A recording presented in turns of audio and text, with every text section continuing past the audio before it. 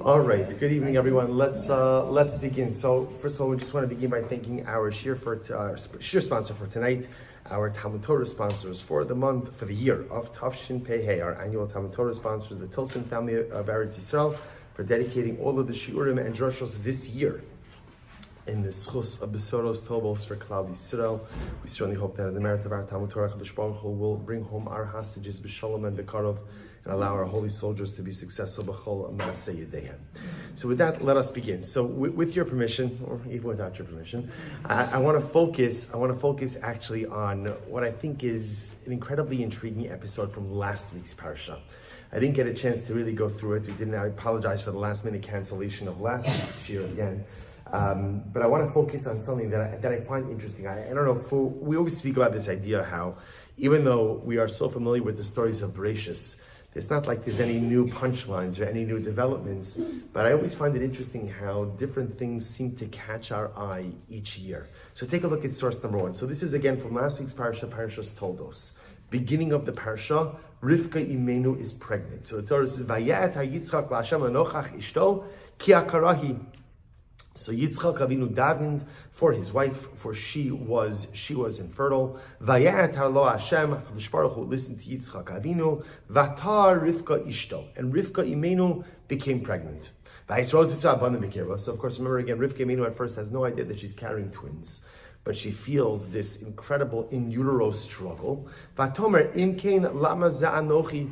So literally translated, if this is it. Lama za'anochi, what do I need this for? Vatelech lidrosh es Hashem, and she goes to seek out HaKadosh Baruch Hu. She goes to seek out. Rashi points out that she goes to the yeshiva of Shem Va'iver to go ahead and seek out counsel. It's actually interesting. The Mefarshim point out that it's interesting that she went to Shem Va'iver. Yet again, remember, who was her father-in-law? Who was Rivka's father-in-law? Avraham Avinu. Right? So it's interesting to note, by the way, that she didn't go to her father-in-law. Right? It's not like remember, Avraham Avinu was a man of God, right? But fascinatingly enough, she doesn't go to her father-in-law, and that could be for a variety of different reasons. Number one, it might have been for her too personal of a situation to go to her father-in-law for. Also, she doesn't have any idea as to what exactly is going on over here. In any event, just interesting to point out that she seeks outside counsel independent from her own immediate family. So what happens? She is told, Vayomer Hashem lo, HaKadosh Baruch Hu responds to her, so to speak, Shnei goyim bevitneich. This struggle that you see inside of you, right, is actually that you're carrying two nations. The two sons you're carrying, Esav and Yaakov, are two nations. U'shnei le'umim me'me'ayach yiparedu, u'lo'om mil'om ye'ematz v'rav ya'ovod sa'ir. So essentially, what Rivka Imeynu is told is that struggle that is happening inside of you, that struggle that is happening in utero, is a metaphoric foreshadow for the ongoing eternal struggle that is going to exist between your sons. There's going to be an older son, a younger son, and they're going to be locked in a constant struggle, one with the other. And they will never be on equal footing. When one is higher, one will be lower. When one is successful, one will be defeated. And this struggle that you're feeling, this movement of the children, which obviously was not an ordinary movement, this is a metaphoric foreshadow for the incredible difficulty that these sons are going to have. Vayimalu yamel aledes. So Rivka Imeynu, again, she's a full-term pregnancy. Her pregnancy comes to an end. V'hinei somim b'vitna, and Mazel Tov, she gives birth to boys. Okay, a story that we're all familiar with. Incredible story. Now, of course, what's always fascinating about these stories is very often, we are always drawn to the more midrashic components of these stories, right? The children are struggling, and remember again, Rashi, we know, familiar with the famous Rashi, what's the struggle between Yaakov and Esav, right? What was the struggle? They would pass by a house of Avodah Zarah, and Esav would struggle to get out. Right? They would pass by a house of monotheistic worship, and Yaakov Avinu would struggle to get out, which of course, all of these midrashim bring with them so many questions. For example, a human being doesn't get the Yetzer Hara until they come into this world. The child in utero doesn't have a Yetzer Hara. So what does it mean that Esav is struggling to get out in order to go Avodah Zarah? Yaakov struggling to get out to learn Daf Yomi. What's going on over here? So sometimes I feel like in these stories in Bereshis, we get so caught up in the stories and the narratives and the midrashim that we know that we often don't necessarily even pay attention to just the drama that's unfolding in the text. And specifically, I want to draw your attention to one phrase. Rivka Imeynu, upon experiencing difficulty in her pregnancy, says this phrase, Vatomer im kein lama ze anochi. Which, how would you loosely translate? What do I need this for? Now understand the drama of that statement, right? Rivka Imeynu struggled with infertility for a long time. So now, Baruch Hashem, she's been blessed with children. Again, obviously it's a rough pregnancy. Not words that you would expect to hear from a woman who had suffered through infertility for all of these years. Right? We would expect, and you probably think he's such a man talking right now, right? But one would expect that after having contended with infertility for so long, with all the pain and with all the discomfort, Rivka Imeynu would have been, okay, this is what it is. It's temporary. I'll get through this. But Baruch Hashem, this is what I davened for. This is what I wanted. So first of all, it's an interesting insight into Rivka Imeynu. If this is it, then what do I need this for? But the truth is, there's a more fundamental question. What's the more fundamental question? We look at that phrase. If you're an objective reader of the Chumash, remember we always speak about this. Is the Torah a storybook? No. What is the Torah? Torah is a book of law. It's a book of law, morals, and ethics.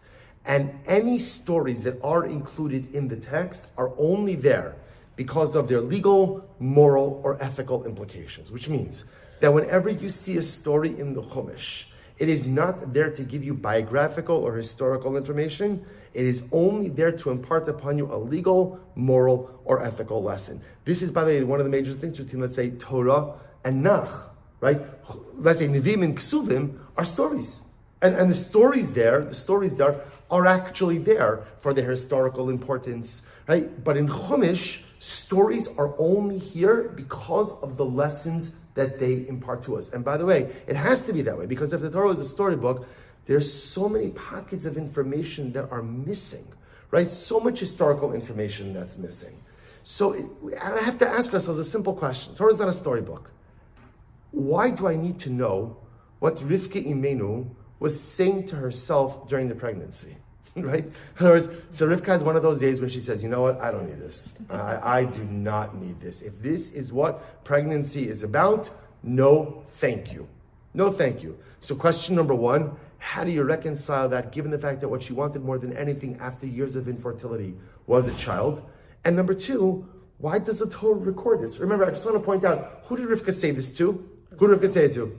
Herself. Which means that the only way we know this is because the Ribono Shel Olam chose to share this with us. Right? This is Rivka talking to herself, which is an incredible insight in and of itself. Chash Baruch Hu knows what you say to yourself. Chash Baruch Hu knows what you think to yourself. So what's really incredible over here is I know this because the Ribono Shel Olam is sharing it with me. That's the only reason. So Chash Baruch Hu felt compelled to share Rivka Imeynu's, I don't know, what's the right word? Resentment, frustration, desperation, emotions. Why?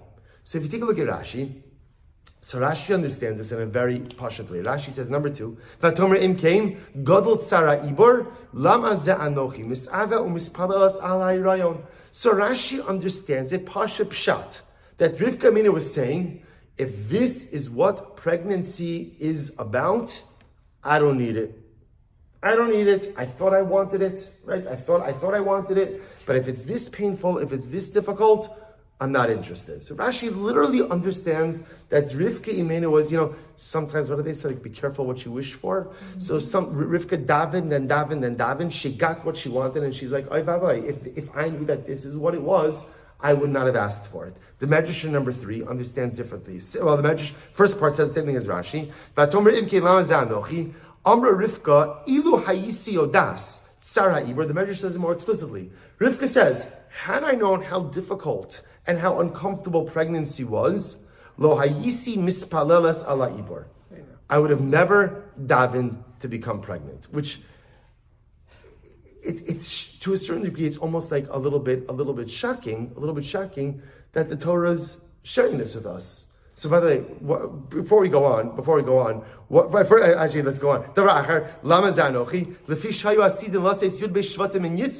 Amar Rivka, Yelitzar Godol, Lama Ani Mevakesha Sheyetze Imeynu Yud Beis Shvatim Keminyan Zeh. So the Medrash quotes an idea over here that Yitzchak Avinu was also supposed to have 12 tribes. And Rivka knew about this haftacha, and she thinking to herself, Oy vavoy, right? What? No way. No way. No way. You know, there's the halacha is in Parshas Tazria, the Torah brings down that when a woman gives birth, she has to bring a carbon chatas, a sin offering, which is fascinating, right? Why does a woman? So the Gemara explains because when a woman is giving birth, she swears that she is never going to do this again. And because of that, she makes an oath. She makes a shvuah. So because one's not permitted to make an oath that you're not going to keep, right? So Chabura who blessed us with, a certain degree. There are certain things that we forget over time. The Gemara says that sometimes a woman forgets over time the pain of childbirth. People forget the dead, the acute loss of death over time. There are certain things Chabura who allows us to kind of, quote unquote, forget in order to be able to move on. So according to the Medrash understands it straight out that Rivka Imeynu is saying, this is way too painful, this is way too difficult. Had I known what was involved in this, I would have never asked for this, for this bracha. So if we pause here for just a moment, what is the Torah trying to convey to us? What do you think? What is the Torah trying to convey? What's the lesson? Because there's got to be a lesson in this also. What's the lesson? Don't have an essence. Wait, be careful what you ask for. That can be. So I'm going to tell you a lesson, and again, it's going to sound very controversial, but I believe it to be 100% correct. Torah is conveying to us that the Avos and Ima'os were people. They were people. They were human beings. They were not demigods, right? We do not deify our great people. This is part of the beauty. Like the Ramban brings down. The Ramban says that Sarah Imeynu made a mistake in that she mistreated Hagar. Right? The Torah goes through the whole story of Sarah convinces Avram to marry Hagar, then Avram does, then Hagar becomes pregnant immediately, she looks down upon Sarah chases her out of the house, and the Ramban says, Sarah Imeynu mistreated Hagar. And the Ramban in fact says, do you want to know why there is animosity to this day between the children of Hagar, Yishmael, and between the children of Sarah, us? Do you know why that animosity exists? Because our mother mistreated their mother. That's what the Ramban says. The entire animosity between Yisrael and Yishmael is all because our mother Sarah mistreated their mother Hagar. You say, come on. Oh, fine. So Sarah, how many mistakes did Sarah Imeynu make in her entire lifetime? You could probably count it on one hand. But the Torah goes out of its way to show them to us. Why? Because it is so important for HaKadosh Baruch Hu to show us that the Avos and the Ma'os were human beings. We're people. I'm not going to use the word regular people because they were not regular people. They were incredible people, but they were human beings who chose to self-actualize. They were regular people who chose to become something dramatic and absolutely amazing. You see, if the Avos and the Ma'os were just supernatural beings, then their lives hold absolutely no importance to us because at the end of the day, we can't replicate that. But if I see that the Avos and Imos were people, they were people, and they were people with incredible strengths, and also people with human weaknesses, some human weaknesses, then suddenly the Avos and Imos become role models. So it seems to you that according to Rashi and Medrash, what the Torah is highlighting over here is Rivka Imeynu is a woman in immense pain. Remember, you have to understand there's a lot of context over here. Rivka Imeynu doesn't have a mother. Right? Her mother died. We know this again. We know this earlier because when Eliezer comes to find a wife for Yitzchak, who is Eliezer talking to? Who is he talking to? He's talking to Lavan and Besuel. Right? He's talking to Rivka's brother and father. Where's her mother? And Rashi says her mother died. So this is a young woman going through her first pregnancy. There's no mother to talk to. And by the way, who else doesn't she have? A mother-in-law. So this is a young woman all alone in this world. Who does she have? She has her husband, who's wonderful. She has her father-in-law, who's wonderful. But there is no other woman in her family to be able to turn to talk this out. Like, is this normal? Does this happen? So can you imagine, first, besides just like the physical pain, also like the emotional pain of feeling isolated and alone. When a woman loses her mother and doesn't have the ability to share these initial life experiences of getting married, Her mother, right? Her mother wasn't there for her marriage. Her mother is not there for her pregnancy. She's going through this all alone. And so the Torah says, she says, you know what? I don't know if I can handle this. I just don't know if I can do this. What like a humanity affirming moment. You mean Rivka Imeynu was a person also who had moments of weakness, physical weakness, emotional weakness, to the point where she says, you know what? Imkein lama zanochi. If this is what it's about, I don't think I want it. You don't think you want it. You davened for this so intensely for so long. You davened in one corner, your husband davened in one. Only thing you wanted was to create a family, and now you have it. But again, perhaps the Torah is highlighting to us that the avos and imos were incredible, regular people who decided to become supernatural spiritual heroes. But they weren't born that way. They didn't start that way. They made themselves into that way. And in that respect, they become incredible role models. And by the way, not only that, but remember again, you know, of the avos and imos, is they were all Baalei Tshuva. They were all Baalei Tshuva. You know, often think about this. The avos and imos would have an incredibly difficult time getting a shidduch, right? Can you imagine trying to marry off Rivka Imeynu in today's climate? Who could happen? She's got no yichus, right? Family's not from. You know, who knows what's going to happen? Terrible midos. Probably use plastic on the Shabbos table. You know, who knows what else? You know, like crazy stuff. But it's fascinating, right? It's fascinating that our ancestors were Baalei Tshuva. Our ancestors were Baalei Tshuva, right? They came from absolutely nothing, and they made themselves into the greatest something. And every once in a while, it's almost like the Torah pulls back the curtain and gives us a little window into their beautiful and incredible, fragile humanity. And that's what makes them role models for us. But if you take a look at number 4, there's another medrash. The medrash says as follows: Vatomer im kain Reb Chagai Mishum Reb Yitzchak Amar. Listen to this. Melamed, this is incredible. Melamed, Shahaisa Rivka Machzeres Al Pischein Shal Nashim. So listen to this. Rivka Imeynu has this pregnancy. She's suffering terribly. So what does she do? She starts going to the neighbors. She starts going to her neighbors. Va'amar lahen, Higia lachem atzara zos. She describes what's happening in her pregnancy.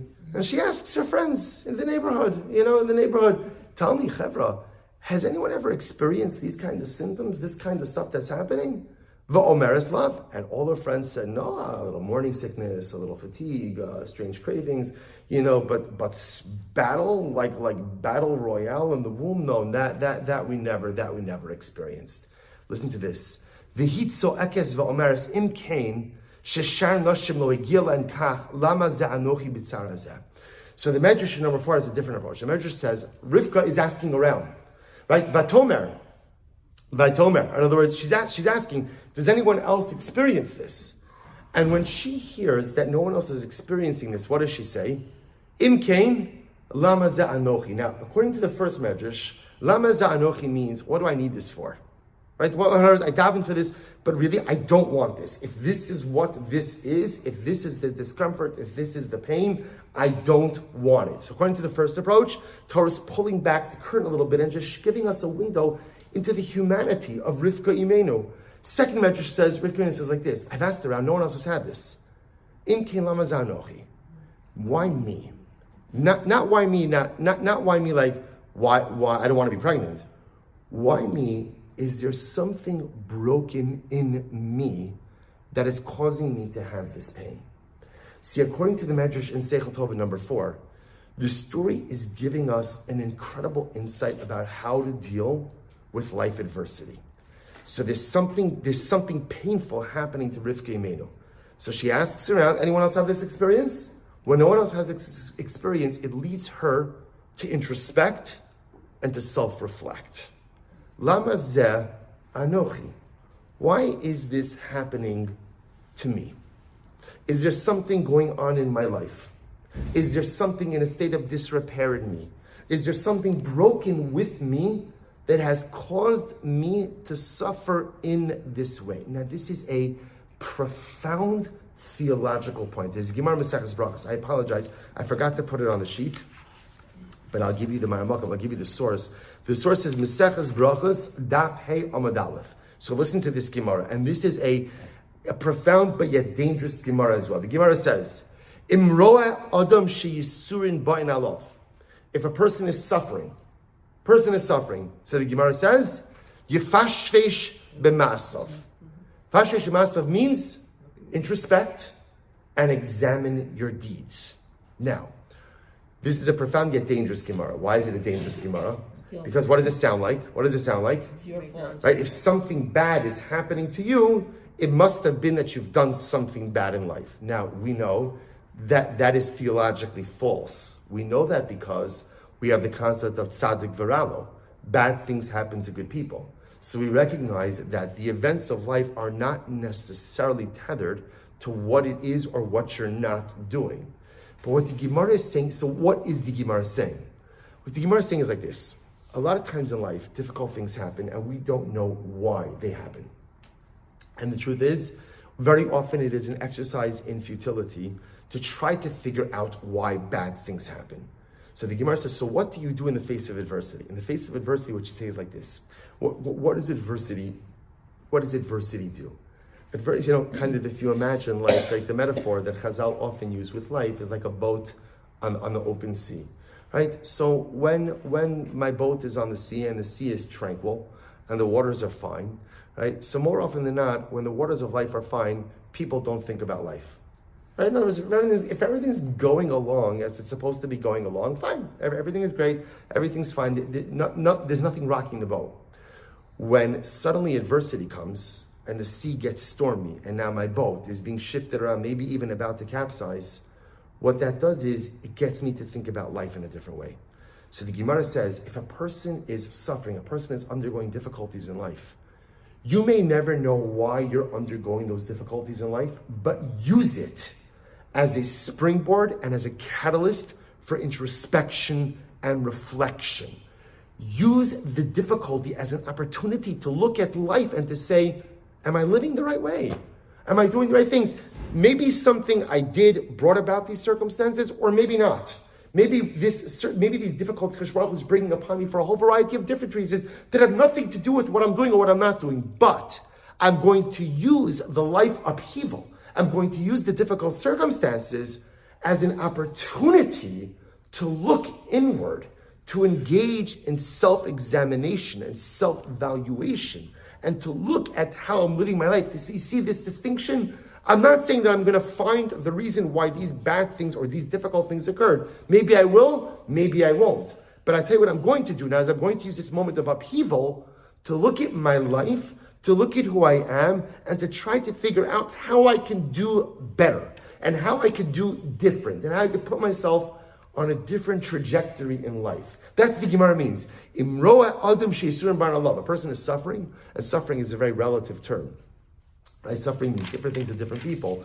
So if a person realizes that kind of like life has been upended, so now it's difficult, things are not going as they were, use it as an opportunity for introspection, self-reflection, and self-examination. It does not mean that you did something to bring about these difficult circumstances, but use it.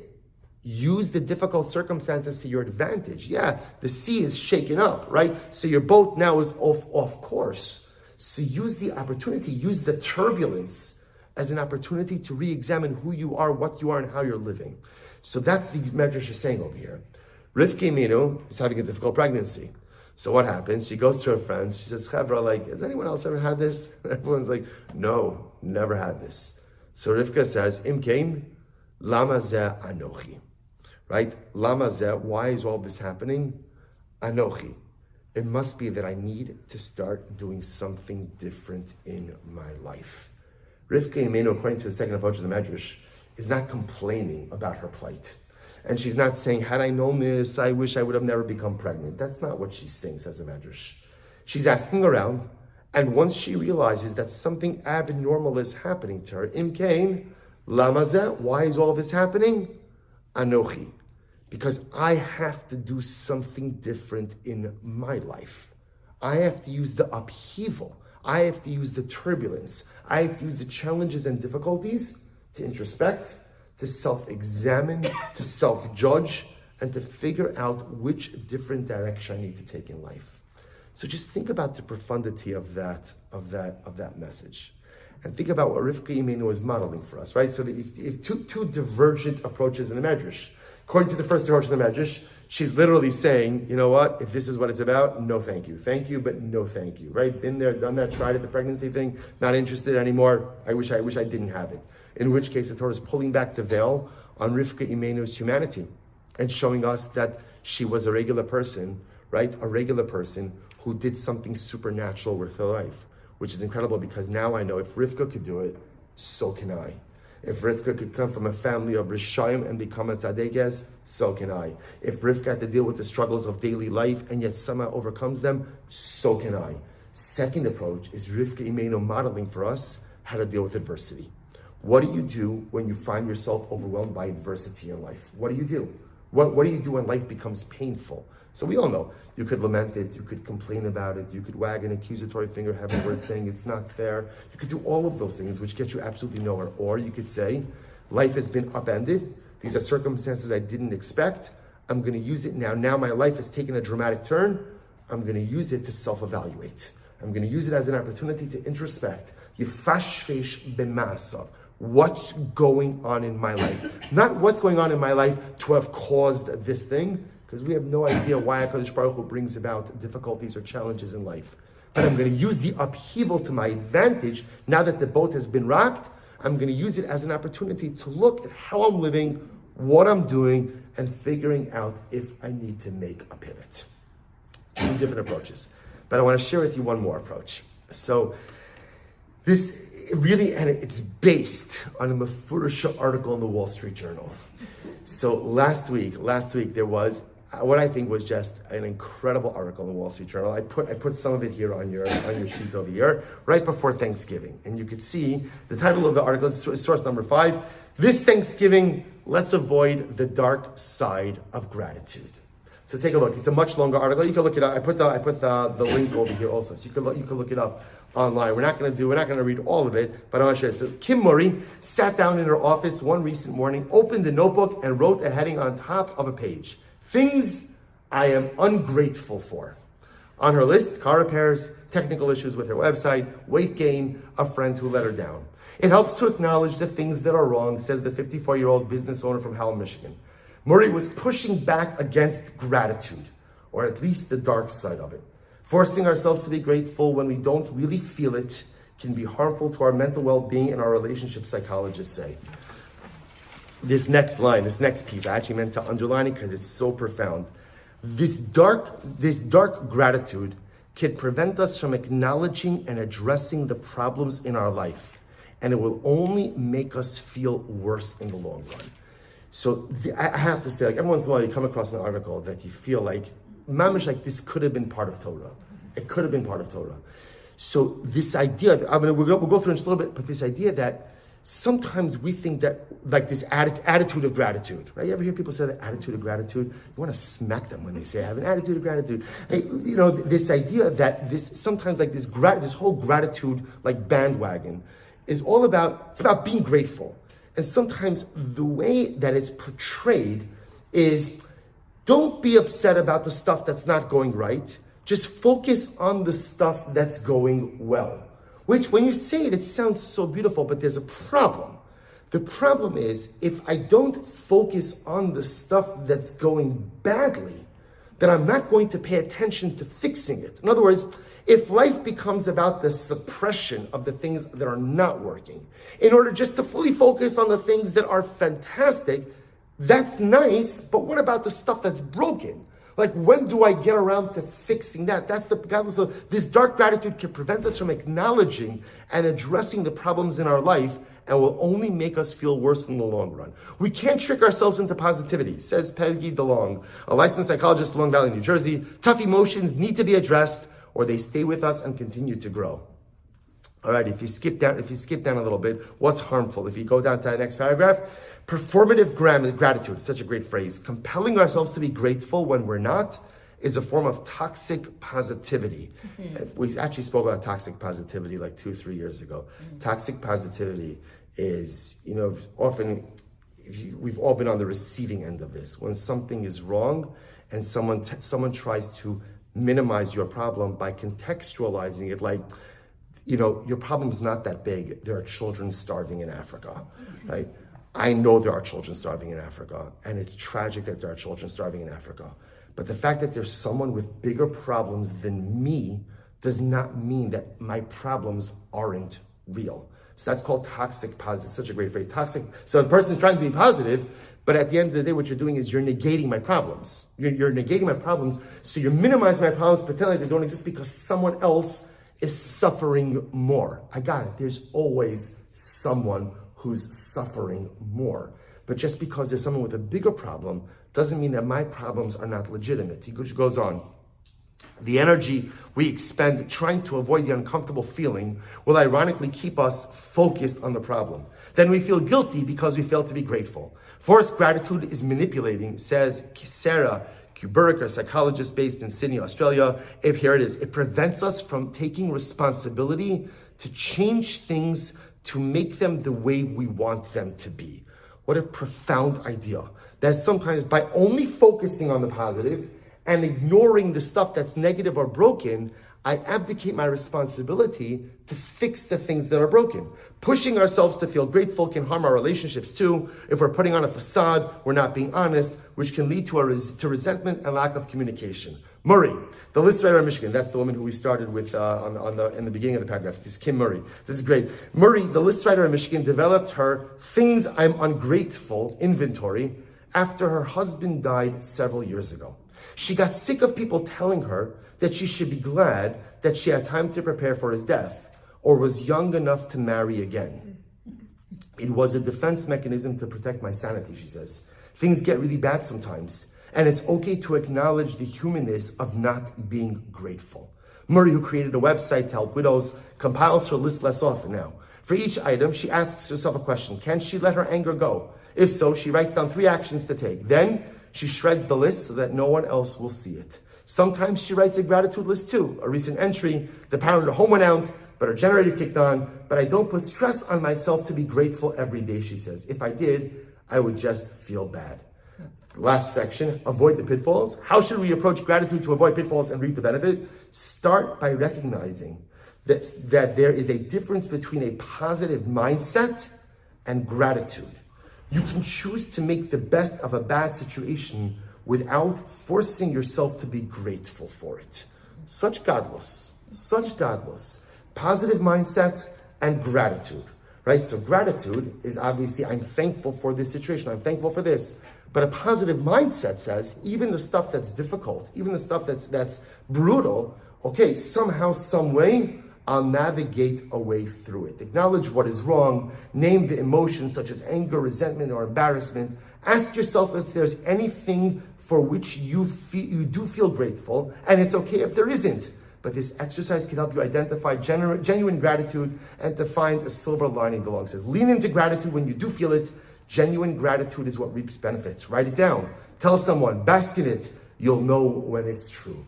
So I thought this was mamish like yesh chachma b'agayim. There was such, I think, profound wisdom in this, that so often we abuse the concept of gratitude. And what we do is, we say, be grateful. And what is how do we often translate gratitude? And we, especially as Jews, like we do this, right? Because we almost corrupt the concept of Gam Zula Tova also, right? Gam Zula Tova is this, we corrupt it and we think, what does it mean? What it means is, don't perseverate over the bad stuff. Just focus on the good. Be a glass half full type of person. Now, by the way, all true. Be a glass half full, be optimistic. But at the same time, a person has to be acutely aware of all the stuff that's broken and acutely aware of all the stuff that's not working. Because if you ignore that in the face of all the stuff that's great, then you never get around to rolling up your sleeves and fixing the things that need to be fixed. So life is this incredible balance. On one hand, gratitude for things that are working well, and positive mindset for the things that are broken. And sometimes it's also okay to be upset with the things that are not working in life. Now, what's the chap? The chap is, you can't remain upset. In other words, the challenge in life is when a person falls into that abyss of self-pity, right? Where I'm so upset about how my life is going, and I'm so upset about everything that's happening, and I'm so upset about the different turns that I take, and I just feel bad about myself, and the self-pity grows and grows and grows. So on one hand, I'm allowed and even encouraged to sometimes feel a little bit bad about the things that are not going well. And I don't have to mask those broken things with some type of artificial or contrived sense of gratitude. What I have to avoid is falling into the pit of self-pity. And then after I identify and even feel a little bit bad about the things that are broken, roll up my sleeves and figure out what am I going to do about it. And perhaps, this is exactly what is playing out with Rivka Imeynu. Go back to source number 1 for just a moment. So what happens? Rivka Imeynu is finally pregnant after all of those years of infertility. So she says, Vatomer, Im kain lama za'anochi. If this is what it is, then what do I need this for? Let's go with the first approach of the Medrash. That literally she's saying, this is ridiculously painful. Had I known that this is what pregnancy was about, I would have never asked for this. By the way, when you read it like that, what's the one word you would use to describe Rivka Imeynu? Come on, just say it. The first reflexive word that comes out that you would think about Rivka Imeynu? Ingrate. Ingrate. What? The Ribbon Shem gave you a miracle? He gave Chazal tell us that the Imos did not simply struggle with infertility. They were sterile. Right? The Gemara discusses the idea they did not have the internal organs for childbirth. They were sterile. It was a nesnigla supernatural miracle that the Imos conceived.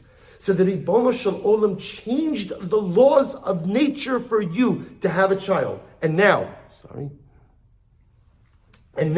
you're saying, Im ke lama zanochi, it's uncomfortable, so suddenly you don't need it anymore? Ingrate, right? We feel weird saying it because it's Rivka Imeynu. But that's kind of like if it wasn't Rivka Imeynu and somebody else told you a story about a woman who was infertile for years, and then Baruch Hashem was pregnant and was having a rough pregnancy, and she was saying, you know what, if I knew that I was going to get this sick, I wouldn't have it. You would think to yourself, you're nuts. You're nuts. Ingrate. How could you be so ungrateful for such a miracle? And yet the Torah tells us the story. Why?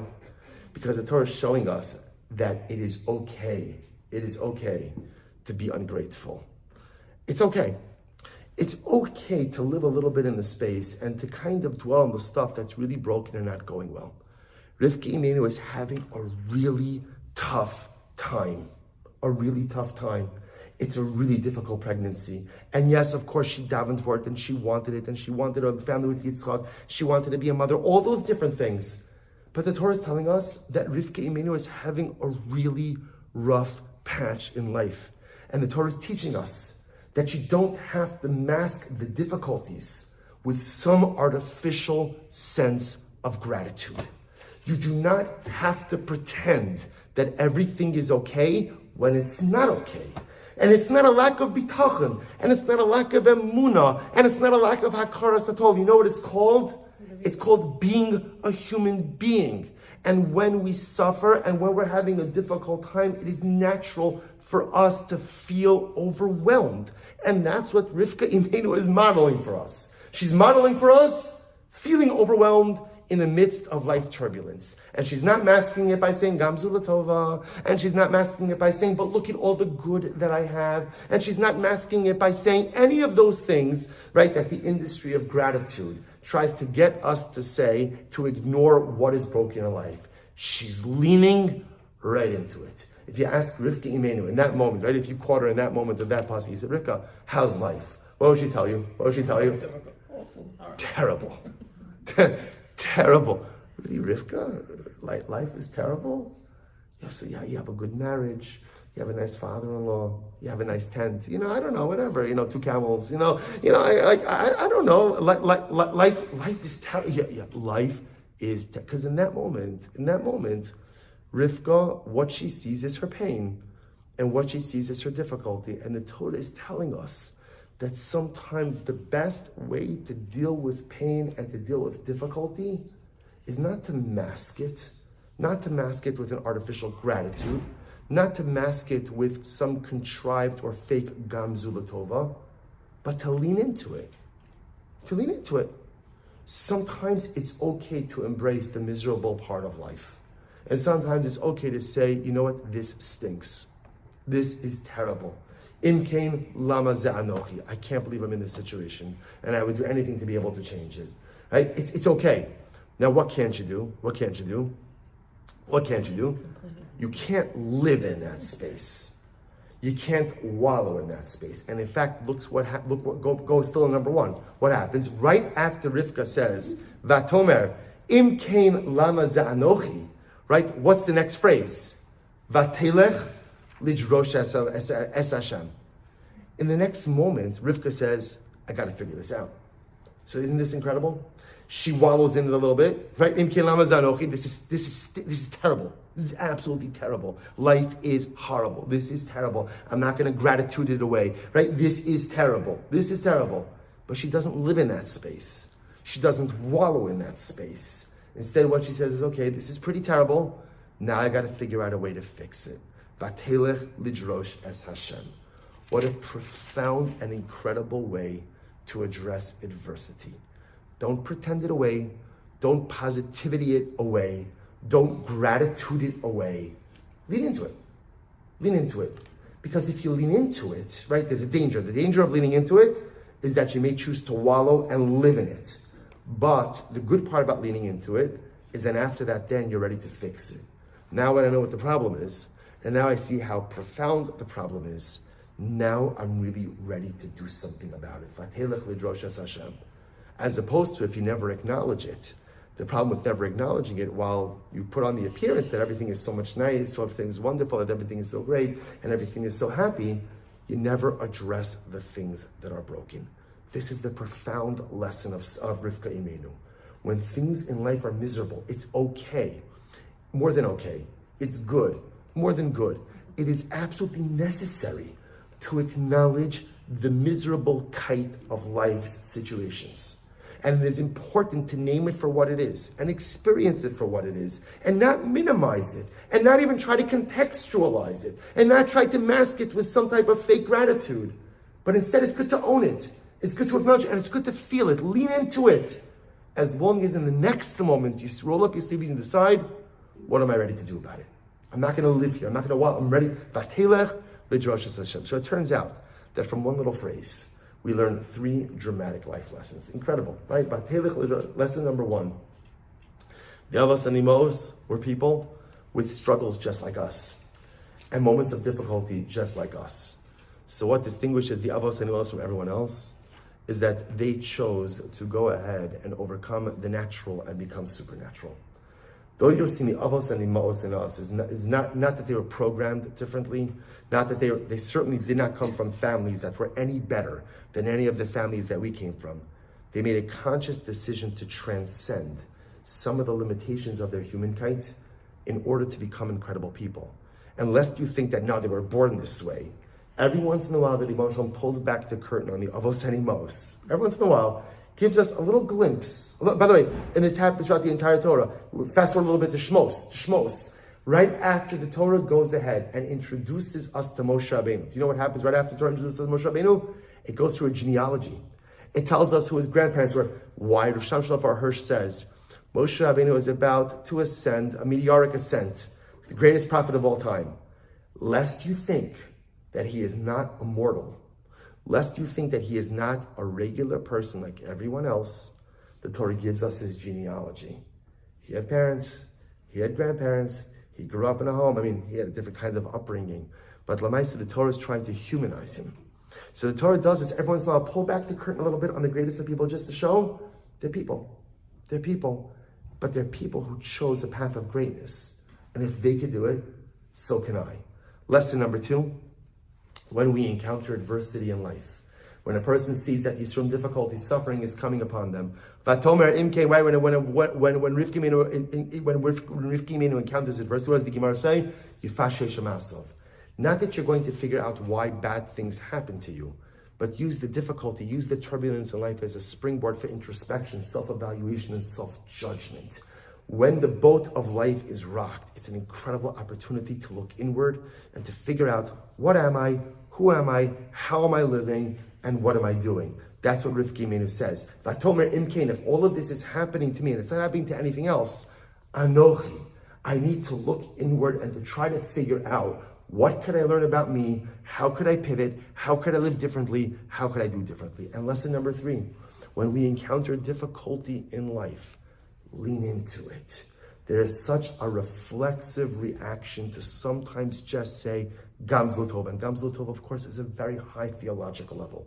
But even in Gam Zlotova means, I feel the pain, I acknowledge the pain, I even lean into the pain, and I feel miserable. But I believe with all of my heart that in somehow, some way, this is going to be for good. Somehow, some way, this puts me on the right kind of derech. But the pain is there. The pain is acute. And sometimes we think that our goal is to mask it, to contextualize it, or to eclipse it by some overarching sense of gratitude. And Rivka comes along and says, no, when you encounter difficult times in life, own it, lean into it, feel it, experience it. And it's okay sometimes to be miserable, and it's okay sometimes to feel like the sky is falling, and it's okay sometimes to say, Lama za'anochi, what do I need this for? What do I need this for? Lean into it, because if you lean into it, then vatelech lidrosh es Hashem. Only after you know the pain that you have and you know what is broken, only then will you be ready to actually address it. The danger of leaning into it is wallowing and remaining in it. But Rivka teaches us, feel it, embrace it, own it, lean into it, and then do something about it. Vatelech lidrosh es Hashem is not only an approach for Rivka Imeynu, but approach in our lives as well. All right, let's stop over here for tonight. Shreich everyone, have a wonderful evening. Next week, there's no shir next week. No shir next week. The next shir will be the following week, which will be our pre-Chanukah shir. Emir Hashem, hard to believe that that'll already be pre-Chanukah. All right, have a wonderful evening, everyone. Shkaya.